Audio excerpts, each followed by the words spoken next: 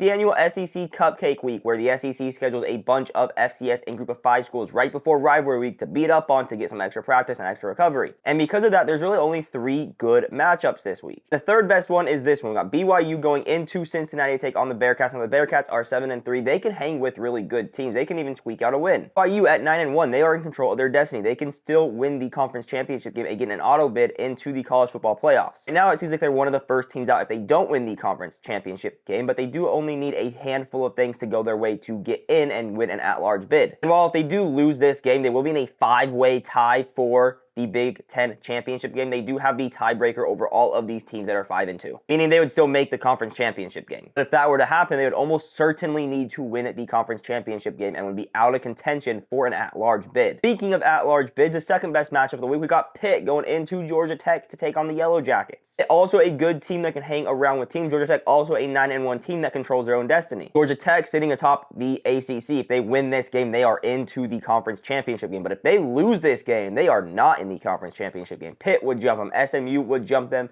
and they'd be tied with Miami if Miami were to win out. The committee is not respecting Georgia Tech right now. They have Miami, who is 4-2 in conference play, 3 spots above Georgia Tech, who has 1 conference loss. Georgia Tech has to have a conference championship game to make the college football playoffs. And losing to Pitt here would knock them out of contention for the conference championship game and out of contention for the college football playoffs, ruining their entire season. This is a must-win game for Georgia Tech. And speaking of must-win games, we have the best matchup of the week. We got USC going into Autzen to play Oregon. USC 8-2 on the year with a conference loss to Illinois and a non-conference loss to Notre Dame. Oregon 9-1 with a conference loss to Indiana. 2 teams sitting at 3rd and 4th in the Big Ten. And more than likely, the committee is going to take the top 3 teams from the Big Ten this year, which means this is a playoff game happening in week 13. Assuming both teams will be heavily favored against their rivals and will win those games, the winner of this game will make the college football playoffs. We have seen that this USC team, when they are playing well, can beat good teams. They beat up on Michigan, they beat up on Iowa, they beat up on Nebraska. The most impressive thing for the Trojans is the second half adjustments. In the last 3 games, they've given up a total of 3 points in the second half of those games. Their offense is super explosive. Mayava at quarterback, Makai Lemon at wide receiver. But Oregon is a good team too, and Autzen is one of the toughest places to play in college football. College game day will be there, and all eyes will be on this playoff game happening in week 13. Top 3 matchups for week 13. These are the top 3 games. Let me know in the comments who you think will win these games. Don't forget to like and follow if you like college football content.